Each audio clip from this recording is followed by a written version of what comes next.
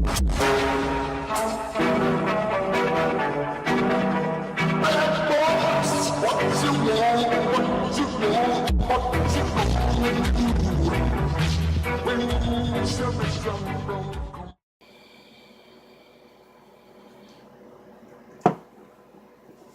guys, it's fairly early here.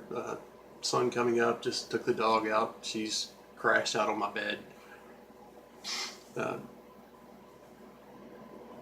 really like the feedback that I got from the first one of these, and hopefully it spreads.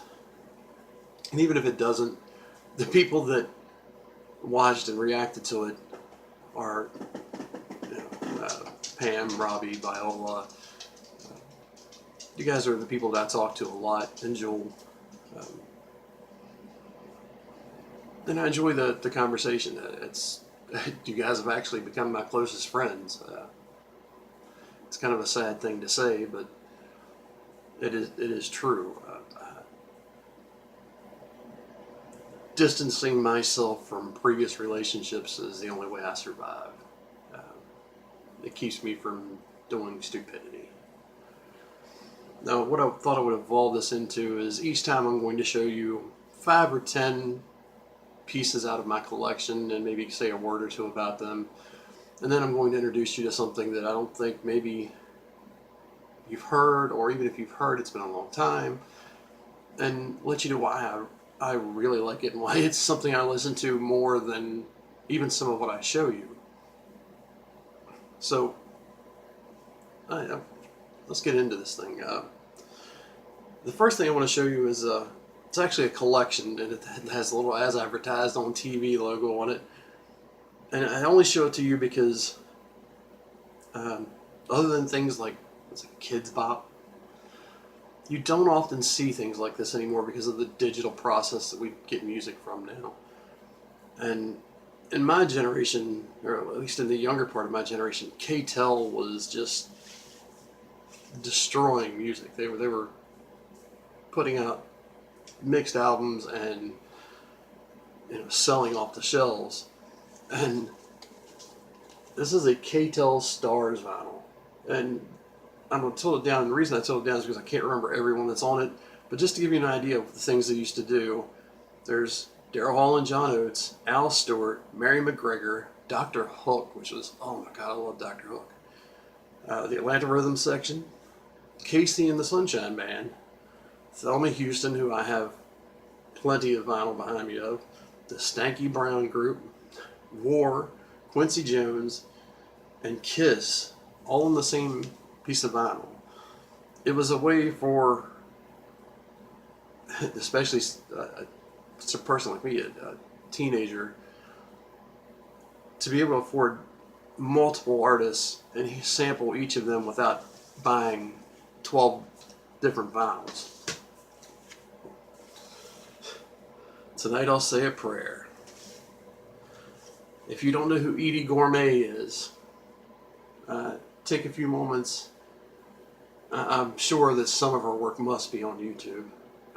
Go have a listen. I think you'll be very impressed. And a couple of these I'm going to show you because I think something that we've lost by going digital, and even when we went to CD and cassette, one of the greatest things about buying vinyl for me was the cover art and the inserts and what you got with the vinyl. It was an experience. It wasn't just music. It was actual physical artwork.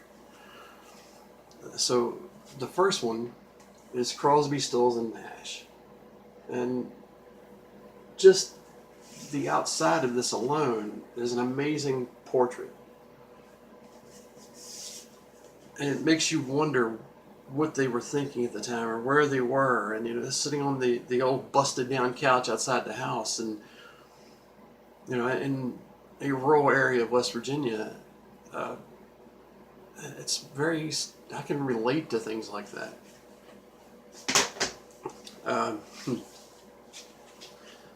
Man. And this one I'm going to show you because it catches me every time. It's the Commodores. Not everybody's heard of the Commodores, but I don't think many people will recognize Lionel Richie anymore.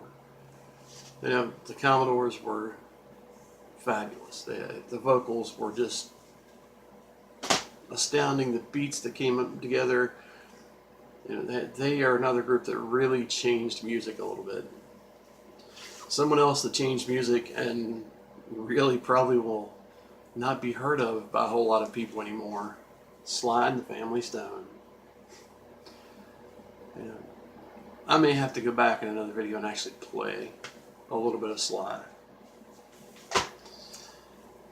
Because Robbie noticed I really do have an affinity for instrumentation. And it doesn't, even EDM, electronic music, the process and the actual arrangement and putting the notes to paper, and I'm a very mathematical, logical type person, which is a really screwed up mix for someone who is desperately into music, and it all fits in my head in a weird way.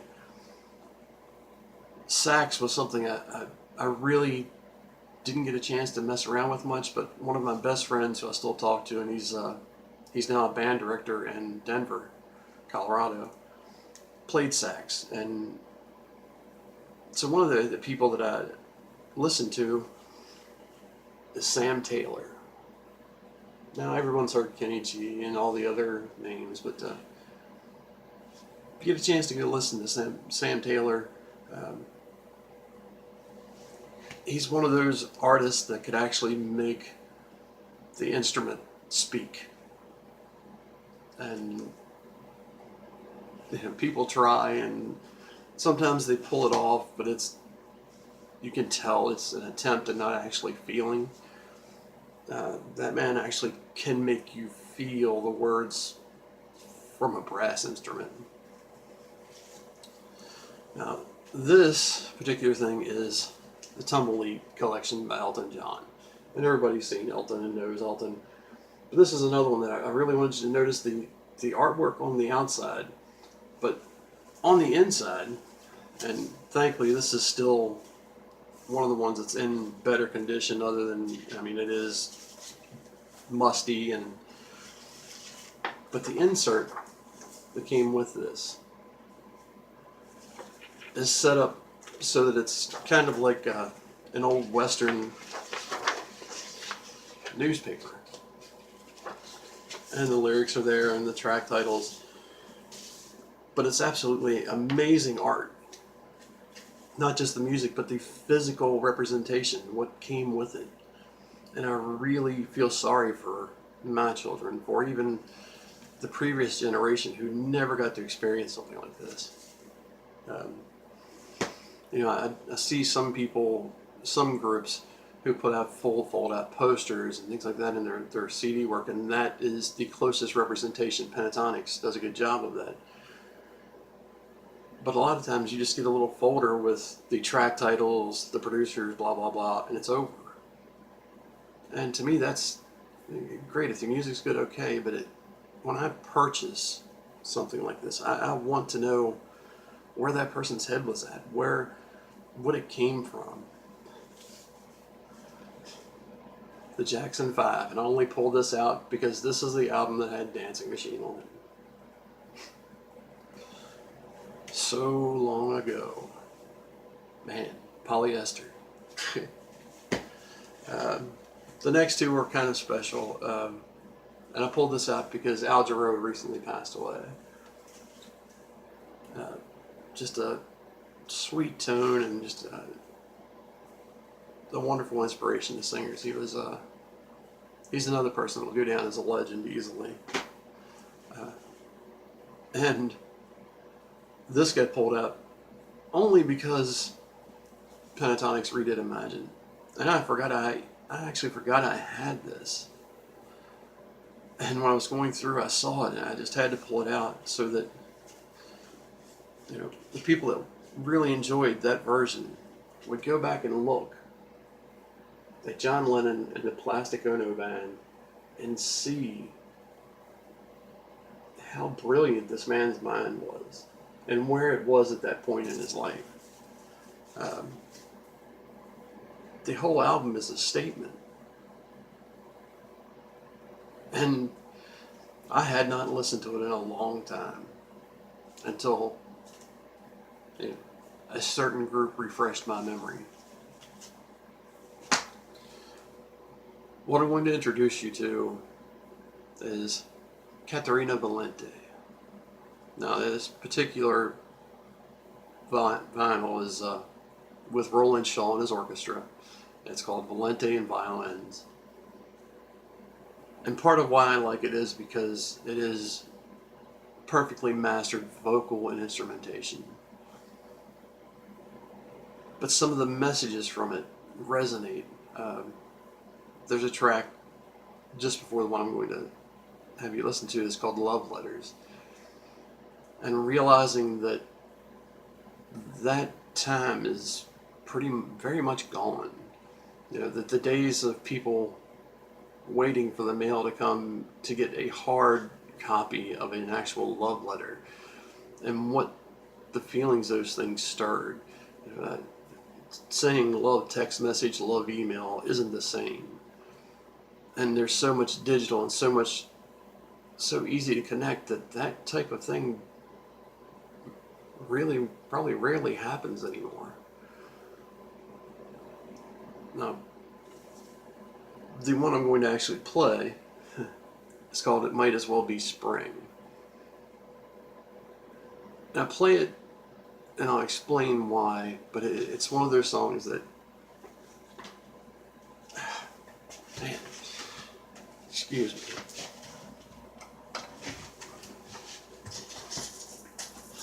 It's one of those songs where you start dancing with your partner. And this is very much a partner dance song. Beautiful vocals. Somewhere between a soca samba beat. You can hear that the vocals are out in front. Instrumentation just enough. There it is.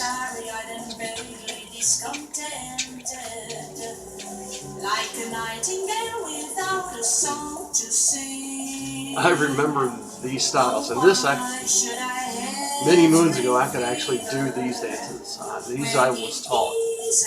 Foxtrot, waltz, samba, because of my parents.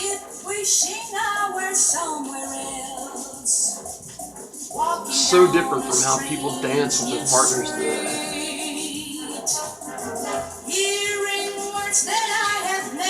It's that light percussion, some strings in the background, and if you listen closely you can hear a muted trumpet play every once in a while. Simply beautiful. And the vocals,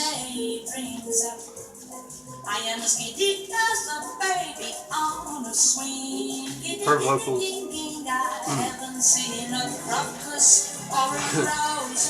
and I still get chills to this day.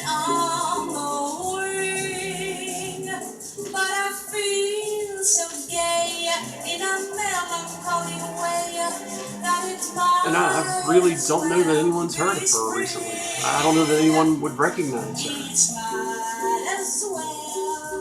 Might as well be spring.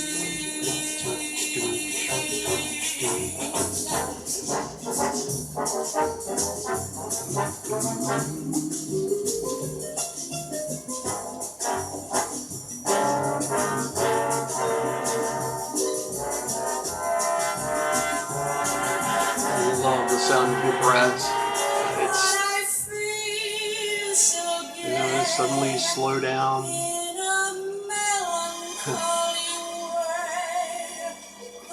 Such a different form. Even by the time I started DJing, it was either that extremely fast dancing with your partner or the very slow song. This was that mix. That joy of life that a lot of music doesn't have.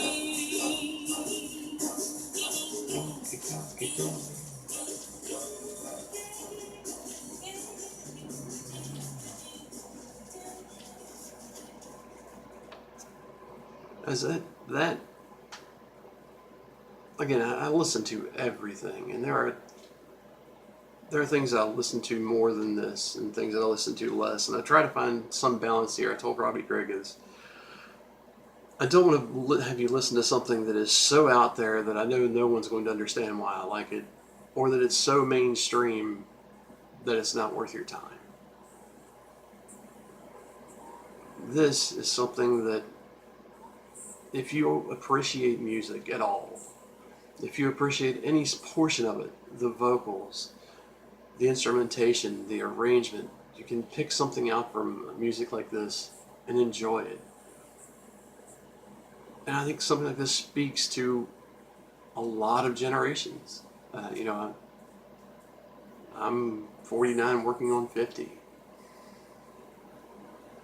And I know that my 20 plus year olds have heard this and they like music like this because I've introduced them to it. Sorry guys, that turned out a little bit longer than what I expected it to be. I hope you enjoyed it. And I hope you enjoy that I do this, especially those people that I really speak to pretty much on a daily basis now. I'm going to continue doing it no matter what. I think someone out there will find it and find solace and interest, and may change their outlook on music and art and what they perceive it as. Have a great day. Enjoy everything you've got while you still have it, when you get it, every small detail. I love you all very much. Thank you, and I will be back